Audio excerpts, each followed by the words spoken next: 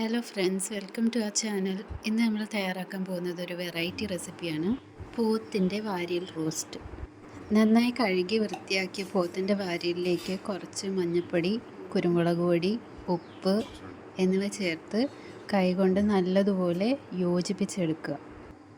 പിന്നെ തിരുമ്മി യോജിപ്പിക്കുമ്പോൾ ശ്രദ്ധിക്കേണ്ട കാര്യം എന്ന് പറയുന്നത് എല്ലാ മസാലകളും എല്ലാ പീസിലേക്കും പിടിക്കണം. കാരണം പലതും പല സൈസിലാണ് ഇരിക്കുന്നത്. ഓക്കെ, അപ്പോൾ ഇതേപോലെയാണ് മസാല എല്ലാ പീസസിലേക്കും മിക്സ് ചെയ്ത് എടുക്കേണ്ടത്.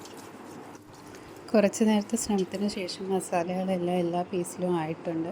അപ്പോൾ നമുക്ക് നെക്സ്റ്റ് ചെയ്യേണ്ടതെന്ന് വെച്ചാൽ ഇത് ഒരു കുക്കറിലേക്ക് മാറ്റണം. ഇന്ന് കിട്ടിയത് ഇളം പോത്തായതുകൊണ്ട് നമുക്ക് അധികം കുക്കറിലിട്ട് വേവിക്കേണ്ട കാര്യമില്ല. അങ്ങനെ നമ്മളുടെ പീസസ് എല്ലാം കുക്കറിലേക്ക് ഓരോന്നായിട്ട് എടുത്തിങ്ങനെ വയ്ക്കുവാണ്. ഓക്കെ, അപ്പോൾ ഏകദേശം എല്ലാ പീസസും കുക്കറിനകത്ത് നമ്മൾ ആക്കിയിട്ടുണ്ട്. പിന്നെ ഇതിനകത്ത് പലതും പല സൈസിൽ വരുന്നത് കൊണ്ട് ഒരു പീസ് ഇതിനകത്ത് കൊള്ളാൻ പാടായിരുന്നു. അതിന് പിന്നെ ഞാൻ അതിനെ എടുത്ത് മാറ്റിയിട്ട് ഒന്നും കൂടെ നോക്കിയപ്പോൾ അത് ഓക്കെ ആയി. അപ്പോൾ ഇതെല്ലാം ഇതിനകത്താക്കി ഇതിൻ്റെ അകത്ത് വരുന്ന വെള്ളവും കൂടി ഇതിനകത്ത് ഒഴിച്ചിട്ട് നമ്മൾ കുക്കറിൽ വേവിക്കാൻ വയ്ക്കും. അപ്പോൾ നിങ്ങൾക്ക് കിട്ടുന്ന പോത്തിൻ്റെ മുറ്റനുസരിച്ചിരിക്കും എത്ര വിസിലായി ഏൽപ്പിക്കേണ്ടതെന്ന്. അപ്പോൾ ഞാനിവിടെ ഒരു വിസിലേ ഏൽപ്പിച്ചിട്ടുള്ളൂ. അപ്പം നമ്മൾ കുക്കറിൽ വിസിൽ വരാൻ വേണ്ടി വെയിറ്റ് ചെയ്യുകയാണ്. അപ്പോൾ ഇവിടെ ഒരു വിസിൽ കേട്ടാൽ മതി, കാരണം അത്ര മുറ്റില്ലാത്തത് കൊണ്ട് ഒരു വിസിൽ കേട്ട ഉടനെ നമ്മൾ സ്റ്റൗ ഓഫാക്കുകയാണ്. നിങ്ങളിപ്പോൾ വാങ്ങിക്കുന്ന പോത്തിന് മുറ്റ് കൂടുതലാണ് എന്നുണ്ടെങ്കിൽ അതനുസരിച്ച് എങ്ങനെയാണെന്ന് വെച്ചാൽ നിങ്ങൾ വിസിൽ തീരുമാനിച്ചാൽ മതി. അപ്പോൾ ഇനി നമുക്ക് കുക്കർ ഓപ്പൺ ചെയ്ത് നോക്കാം. അപ്പോൾ എല്ലാം നല്ല കറക്റ്റ് വെന്തിട്ടുണ്ട്. ഓക്കെ, അപ്പോൾ നമ്മളുടെ ചെമ്പുരുളി ഇപ്പോൾ ഇവിടെ ചൂടായിട്ടുണ്ട്. അതിലേക്ക് കുറച്ച് വെളിച്ചെണ്ണ ഒഴിച്ച് കൊടുത്തിട്ടുണ്ട്. പിന്നെ കുറച്ച് കടുക്, ഉലുവ എന്നിവ ഇട്ട് കൊടുത്തിട്ടുണ്ട്. ഇനി അത് പൊട്ടണം. ഇവിടെ നമ്മൾ മിക്കവാറും പാചകങ്ങൾ ചെയ്യുന്നത് ഈ ഒരു ചെമ്പുരുളിക്കകത്താണ്. അപ്പോൾ ഇതിനകത്ത് പാചകം ചെയ്ത് കഴിഞ്ഞാൽ നല്ല ടേസ്റ്റാണ്. അതും വിറകടുപ്പിന് ചെയ്യുമ്പോൾ നല്ല വേറൊരു ടേസ്റ്റായിരിക്കും.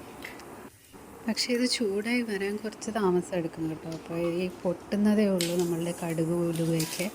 അപ്പോൾ അത് കഴിയുമ്പോൾ നമ്മളുടെ മസാല കൂട്ടെല്ലാം ഇതിലേക്ക് ഇട്ട് കൊടുക്കണം.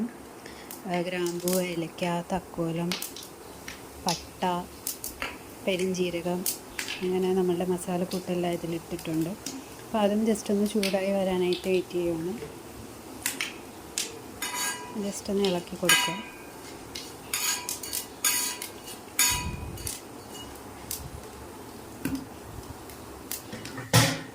അപ്പോൾ നമ്മുടെ മസാലക്കൂട്ടെല്ലാം നല്ല ഫ്രൈ ആയി നല്ല സ്മെല്ല് വരുന്നുണ്ട്.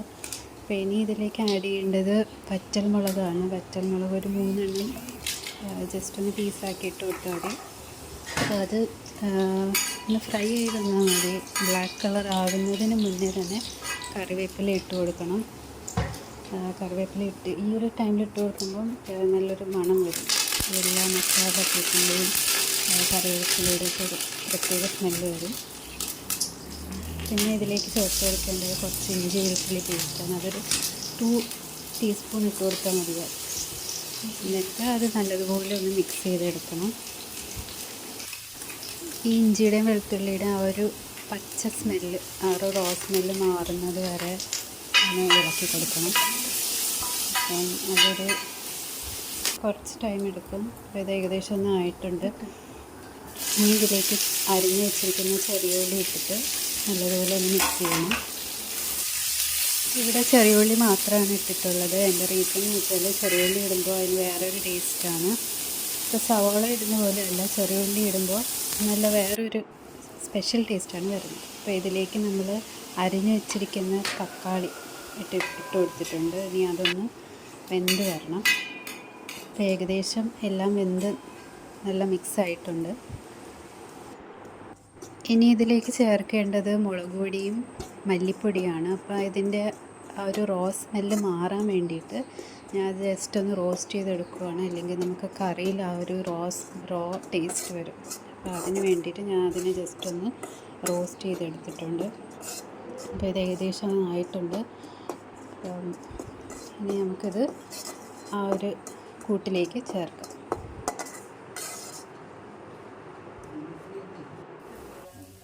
ഇവിടെ നമ്മളുടെ ഉള്ളിയും തക്കാളിയും എല്ലാം നല്ലതുപോലെ വറണ്ട് വന്നിട്ടുണ്ട്. അപ്പോൾ ഇതിലേക്കാണ് നമുക്ക് ആ ഒരു റോസ്റ്റ് ചെയ്ത കറിക്കൂട്ടുകൾ ആഡ് ചെയ്യേണ്ടത്. അപ്പോൾ ഇനി ഇതൊന്ന് ആഡ് ചെയ്തിട്ട് നല്ലതുപോലെ ഒന്ന് മിക്സ് ചെയ്ത് കൊടുക്കണം.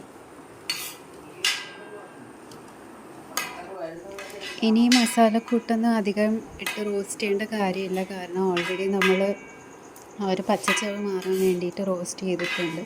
അപ്പോൾ അത് ജസ്റ്റ് ഒന്ന് മിക്സ് ചെയ്ത് കൊടുത്താൽ മതി. മിക്സ് ചെയ്ത് നല്ലപോലെ മിക്സ് ചെയ്ത് യോജിപ്പിച്ചതിന് ശേഷം ആ പോത്തിൻ്റെ റിബ്സ് നമ്മൾ വേവിക്കുമ്പോൾ കുറച്ച് വെള്ളം അതിൽ വരും. അപ്പോൾ ആ ഒരു വെള്ളം ഇതിലേക്ക് ആഡ് ചെയ്ത് കൊടുക്കണം. ആദ്യം കുറച്ച് ആഡ് ചെയ്ത് കൊടുത്തിട്ട് നല്ലപോലെ ഒന്ന് മിക്സ് ചെയ്യുക. ഒന്ന് മിക്സ് ചെയ്തതിന് ശേഷം ബാക്കി കുറച്ച് വെള്ളം കൂടി കാണും. അതിൽ ആ ബാക്കി വരുന്ന വെള്ളവും കൂടി ഇതിൽ ആഡ് ചെയ്തിട്ട് ജസ്റ്റ് ഒന്ന് ഒരു തിള വരാനായിട്ട് വയ്ക്കാം.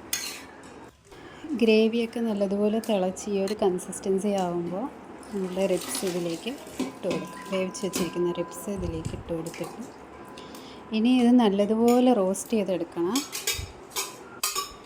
ഇനി നമുക്ക് ഈ ഒരു ഗ്രേവി ഈ പീസസിലേക്ക് നല്ലതുപോലെ മിക്സ് ചെയ്തെടുക്കാം. പക്ഷേ മിക്സ് ചെയ്യുമ്പോൾ നമ്മൾ സൂക്ഷിക്കേണ്ട കാര്യം എന്ന് പറയുന്നത് ഈ എല്ലിൽ നിന്ന് ഈ ഒരു മാംസം വിട്ട് വരാതെ നോക്കണം. കാരണം അത്രയ്ക്ക് കെയർഫുള്ളായിട്ട് വേണം ഇത് ഇളക്കിയെടുക്കാൻ. അത് പലതും പല പീസസ് പല സൈസ് ആയതുകൊണ്ട് തന്നെ ഇളക്കാൻ കുറച്ച് ഒരു പാടാണ്.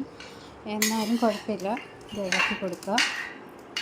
ഇളക്കിയിട്ട് ആ ഒരു വിറകടുപ്പിൽ നമ്മൾ വേവിക്കുമ്പോൾ നല്ല കനൽ കാണും. അപ്പോൾ കനലിൽ കിടന്ന് നല്ലതുപോലെ റോസ്റ്റായി വരണം. ലാസ്റ്റ് അതൊരു ബ്ലാക്ക് കളറാകും. അപ്പോൾ ഇവിടെ ആ ഒരു റോസ്റ്റിംഗ് പ്രോസസ്സ് സ്റ്റാർട്ടായിട്ടേ ഉള്ളൂ. വിറകടുപ്പിനകത്ത് കിടന്ന് അതിങ്ങനെ റോസ്റ്റായി വരുവാണ്. അപ്പോൾ നല്ല തിളയൊക്കെ വരുന്നുണ്ട്. തിളച്ച് നല്ലതുപോലെ വറ്റി ബ്ലാക്ക് കളറാവുന്നത്. ഇവിടെ ഇപ്പോൾ ആ റോസ്റ്റിംഗ് പ്രോസസ്സ് നടന്നുകൊണ്ടിരിക്കുകയാണ്. കനലിൽ കിടന്ന് ഇങ്ങനെ വറ്റിക്കൊണ്ടിരിക്കുകയാണ്. അപ്പോൾ അത് കുറച്ച് ടൈം എടുക്കും. ഇതിൻ്റെ അവസാന ഘട്ടത്തിലേക്ക് പോവുകയാണ്. കുറച്ച് ക്ഷമ വേണം ഇതിന്. അപ്പോൾ ഏകദേശം റോസ്റ്റായി വന്നിട്ടുണ്ട്.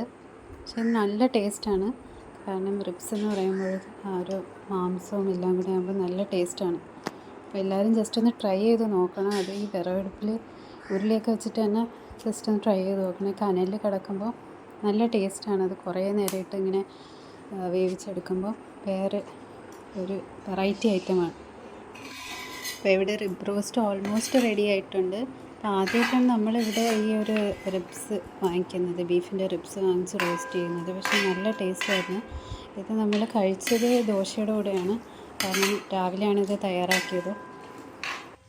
അപ്പോൾ എല്ലാവരും ഈ ഒരു ഐറ്റം ജസ്റ്റ് ഒന്ന് ട്രൈ ചെയ്ത് നോക്കിയിട്ട് എനിക്ക് കമൻ്റ് ഇടുക.